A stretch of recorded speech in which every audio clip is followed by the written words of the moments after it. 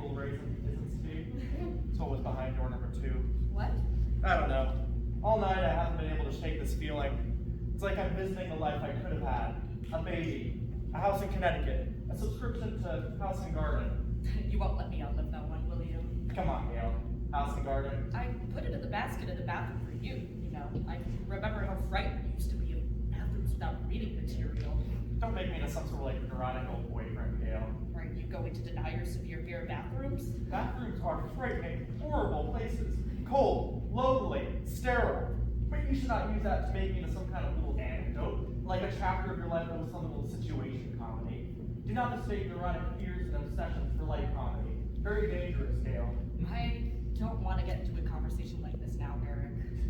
What kind of discussion is it, and when would you like to get into A it? discussion about us, and never, they're waiting. They're fine on their own. What is that supposed to mean? What? They're fine on their own? Fine? It doesn't mean anything. Are you saying that my husband is attracted to your girlfriend? Is that it? Whoa, hold on, Gail. All I said was they're fine on their own. Fred and I happen to be very, very happy. Together. He's not interested in some 23-year-old music student and her stupid thesis on hot red grid. You seem very interested over dinner. Who the hell would write a thesis on hot red grid? Is she going to hand out t-shirts and loose joints and out orals? She's just a date, Gail. A date. It didn't sound like that on the phone. She's beautiful, she's intelligent, she's not hung up by society's rules. These are your words. You should grow up. Why? Why should you grow up? Are you asking me why you should grow up? Yes, I'm interested in hearing about it from someone who thinks that she has. That is what people do. They get married, they have kids, they remember their ideals fondly, they try to stick to them in their own way, they donate to public television, they get by. Don't cry, Gail. Please do not cry. Oh, that gets me. What makes you think I'm going to cry? Because you regret your choices. And now you're going to I cry. regret my choices? Fuck you. I'm sorry. I said what I thought. I'm supposed to smile and talk to you like I'm really interested in just the right amount of sugar to put into the pecan pie recipe. I can't believe you said that thing about my pie. I like the pie. I thought it had a little too much sugar. I just don't understand why everyone who makes pecan pie is obligated to put too much sugar in it because every other pecan pie has too much sugar in it. It's like a world doomed to repeat its horrors. I eat that pecan pie and I think we're just marking time until the next goddamn Holocaust. Are you saying I baked a Nazi pie? Not intentionally. You shouldn't have criticized my pie for the company. Yeah, I am the company. Am I glad that you are not the father of my daughter? I am so happy to not have to worry for her about your inconsistency, your stubbornness, your uncanny ability to make the most politically and philosophically interesting choices, leaving yourself and your loved ones in the shit. Let's just spend the rest of the night playing Pictionary, all right? This is the 4th time tonight you brought up Pictionary. Are you forcing me to play fucking Pictionary? Game, Eric. Or am I wrong? Is it actually going to join forces with the Combine and cause a nice holocaust? It's a waste of time. People sit around and solve meaningless little puzzles and form arbitrary alliances for no other reason than to pass time. Well, time's passing well enough for me without games, Gail. Fred wasted enough of my time talking about his fucking boat. Does he really think I care about his fucking boat? Alright, great. He bought a motorized flotation device. Does he really think I want to go on for hour after hour about it? So, it's good to know how you feel about Fred. How do I feel about Fred? I always knew you didn't like him. How can I like him or not like him? I don't know him. I know his boat. I could draw the blueprints for his fucking boat. I don't know him. So goddamn easy for you. What? So goddamn easy for you not to play Pictionary. You're funny, verbal, provocative. Do you know how intimidated my husband is by you? Play fucking Pictionary, Gail. Play your heart out. I'll stay here with Elizabeth. Belong with Elizabeth. Purity-wise? Maturity-wise. You don't love Fred. What? You don't love Fred. You know what? That's it. I demand you play Pictionary, Eric. I goddamn insist. Why did you marry a man you didn't love? I never said I don't love him. Come on, Gail. Please, tell me you love him. You got on that fucking boat. The crucial point, the pinnacle time, that's the quintessential turning point of our relationship, and you're on a fucking boat to fucking St. John. That has nothing to do with It's it. got everything to do with it. You make it sound like you made some kind of choice between two men. Like it was me or him. It was. It was? Come on, Gail. It's a huge world. If there were a choice between me or Fred, most of them would just fucking shoot themselves. You threw it away. I never threw you away. Not me. It. Everything. Eric, you are such an asshole. Everyone's goddamn guru. Living by your values, true to yourself. The ascetic, the 20th century philosopher. Eric, I have a question for you. A real question. Why are you working on a farm? Why? It's like I'm supposed to admire you or something. I am so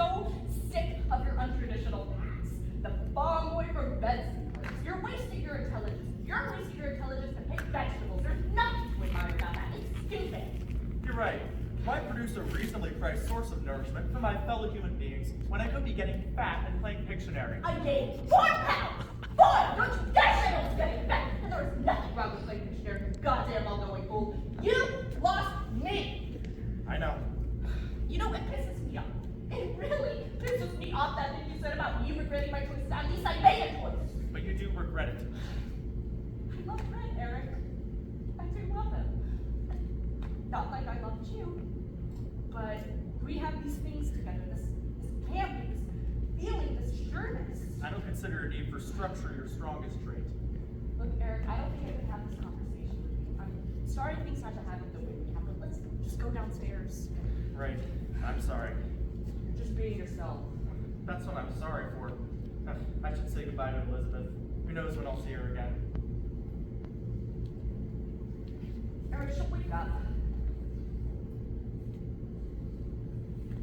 Eric, what is it?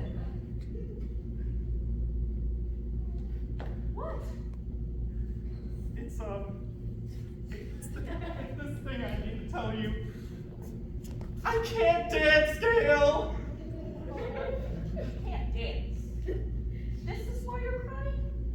Eric, a lot of people can't dance. I don't know why I can't dance, but I can't. I can't make my body move in these ways that the music is demanding that I move. It's just so goddamn embarrassing.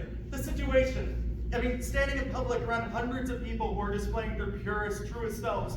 I mean, it takes them no more than 2 drinks and their souls are out there on the dance floor. Their goodness, their sensuality, their sharing and loving.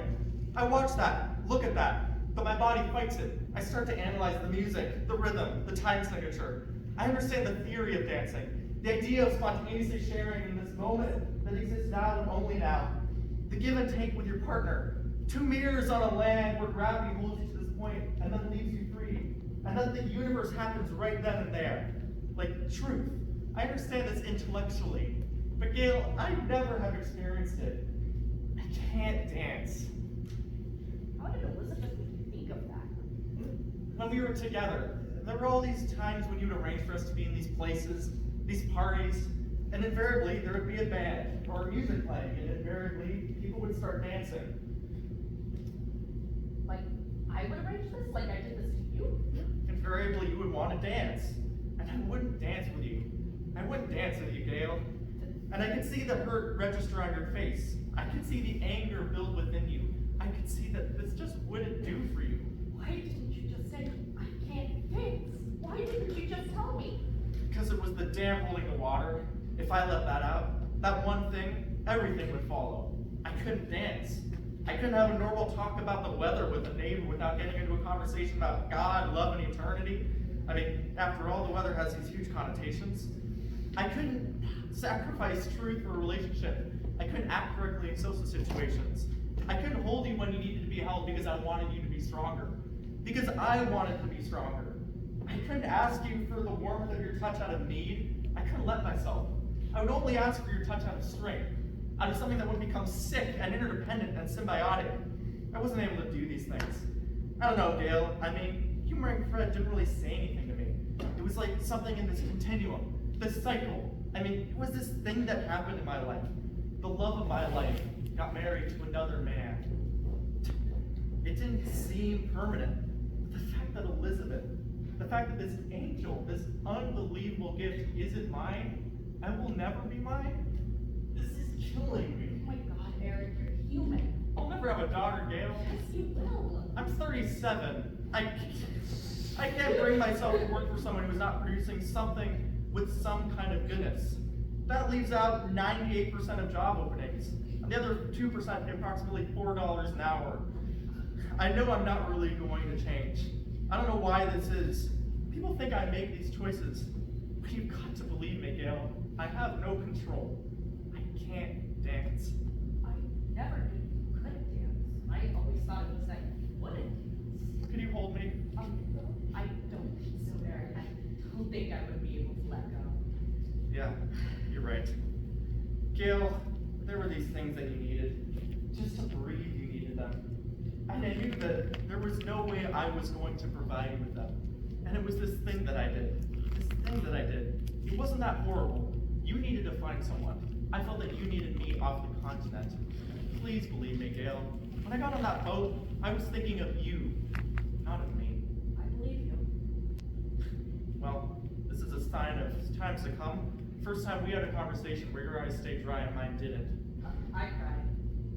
We better get downstairs before Marie tells Fred about her orgy with the British invasion. There was one time you danced with me. I don't remember. On my wedding day? I couldn't have. You did. I remember it clearly. I remember thinking how strange it was to be in this wedding gown. On my wedding day, dancing with you and you weren't my groom? Oh yeah, that wasn't dancing, Gail. I was walking. I convinced myself I was walking very slowly and sideways. It was the only way to do it. Eric, maybe one day. Please don't say it.